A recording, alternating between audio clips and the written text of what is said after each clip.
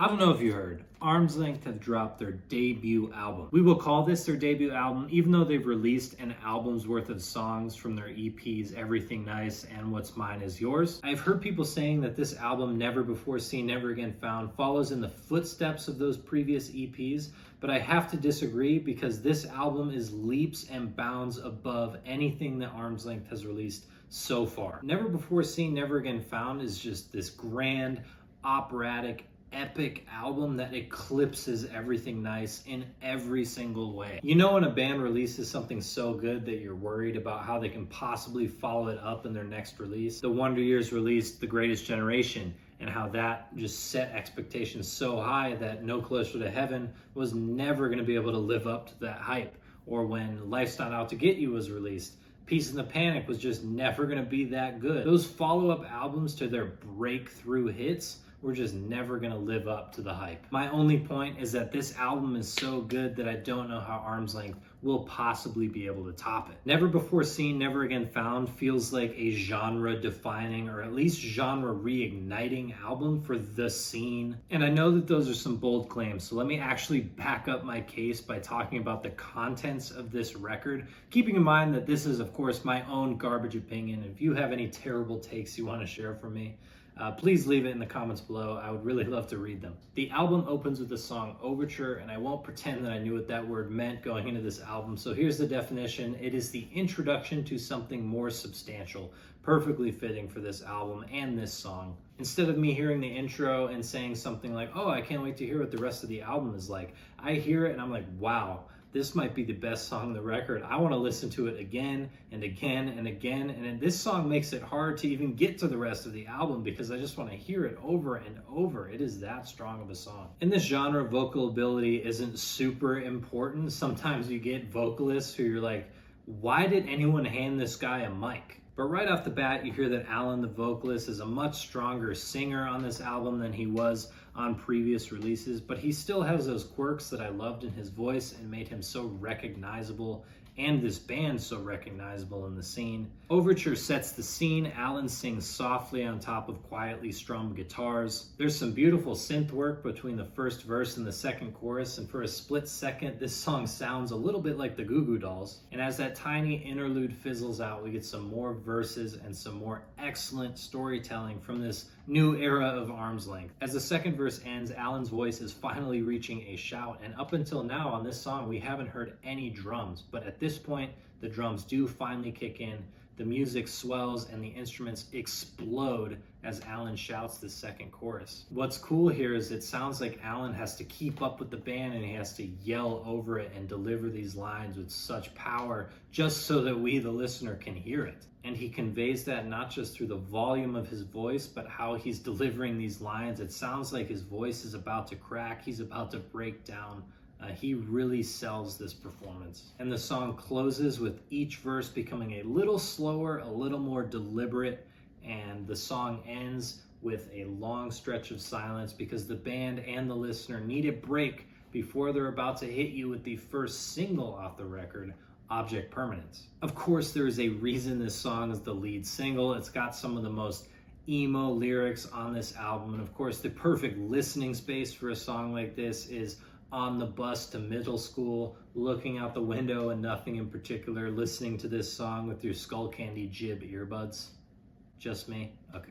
It's a banger. Sometimes the lyrics do feel like Alan just had a mood board of lyrics that sound super cool and depressing and emo, like on a wall. He was like, oh yeah, those would sound super sick in a song, and he just threw all of those lines in Object Permanence. Nothing wrong with that. It clearly worked on this song. All I'm saying is that I think any lyric you picked out in this song could work on a band shirt with a hand holding a group of dead flowers. The next song, Moth Song, is one of my least favorites on the album, which might be the only hot take that I'm going to deliver in this review. However, I imagine this song is going to be a blast live because of the screaming and the breakdown. I think this is going to be a lot of fun to hear in person. The song after that, Tough Love, is definitely one of the most unique takes and unique songs on this album. It's like a couple of lyric changes away from being a country song. Like if the lyrics were about a mud-covered F-150, instead of losing your friends and them dying before you, this literally would be on the Country Music Awards. The song after that, Formative Age, stands out because of its super unique vocal delivery. It's not one that I forget about very quickly, and the second it starts, if I read the lyrics without the song playing, I know in my head what it sounds like, which is super cool. It makes it very memorable. The next three songs, Muscle Memory, Playing Mercy, and Everything as We Knew It, aren't so much bangers on this album. Those songs might not be everyone's favorites musically, but they do serve their purpose on this album in forwarding the narrative, strengthening the themes of this album, proving that Arm's Length has come a long way in their storytelling and songwriting abilities. And for that reason, I think that these three songs are essential on this album. The next song is also the second single on the album. It is called In Loving Memory, surely to be a lot of people's favorites on the record. I am torn between this song and Overture for my top songs on this album.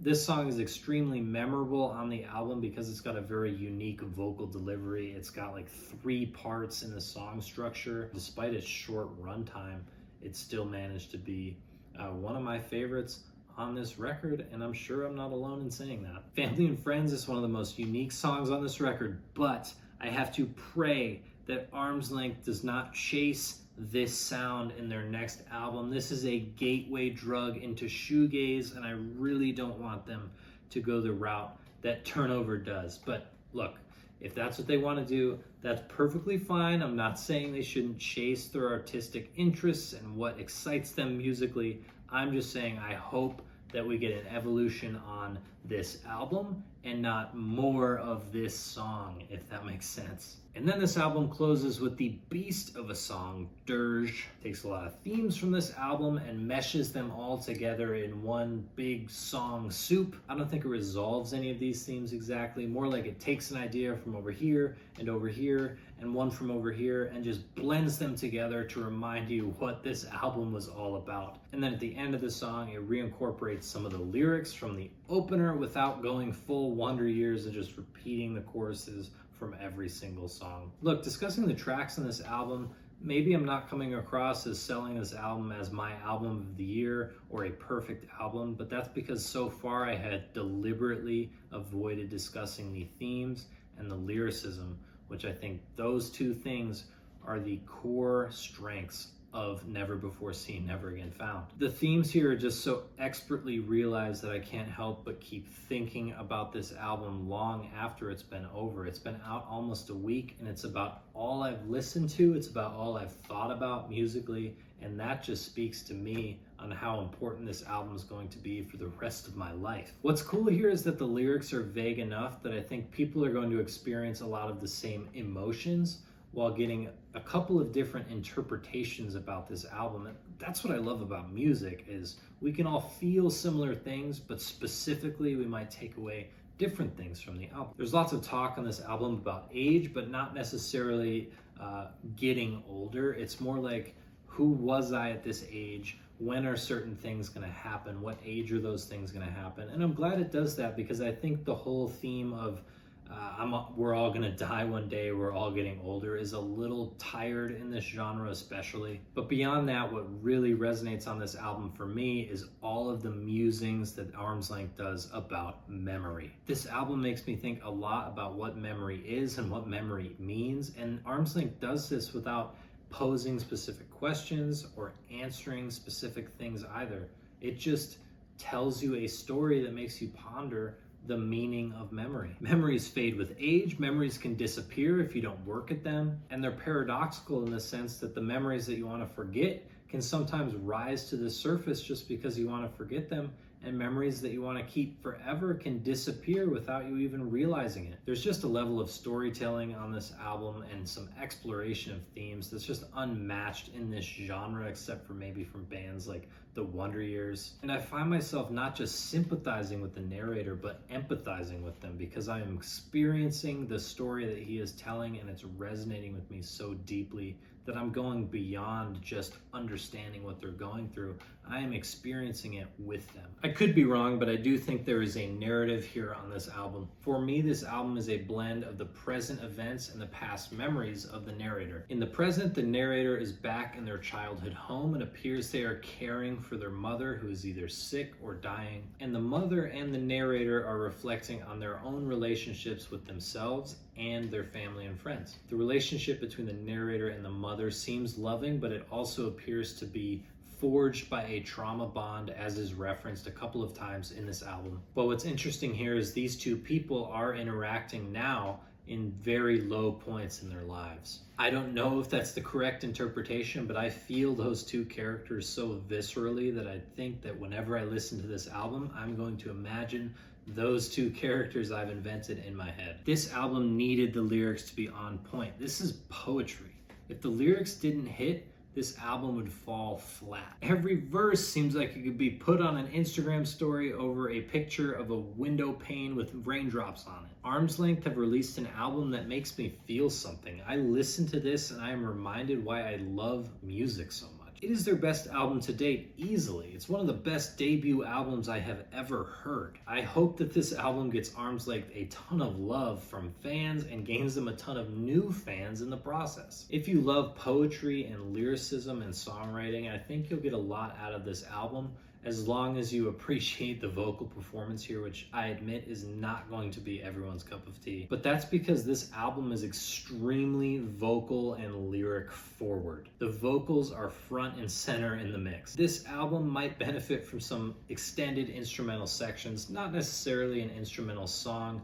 What I'm imagining here is moments where Alan can step back and let the emotions and themes of the song flow through his bandmates instead of his vocal performance. This kind of happens near the end of Object Permanence and in the middle of Everything as We Knew It and some point in Dirge, but it definitely doesn't ever become this memorable moment on any of the songs. I really just wish that those instrumental instances were a little more grand and memorable. I think a song in the same genre but on a different album that does this expertly is the song Dendron on the album Home Like No Place Is There, which coincidentally in Dendron it feels like the guitars are equally as important as the vocal performance, and it honestly feels like the guitars are singing and they go from softly singing to shouting and screaming, which mirrors the vocal performance, and it feels like those two sides of the instruments are in tandem instead of what sometimes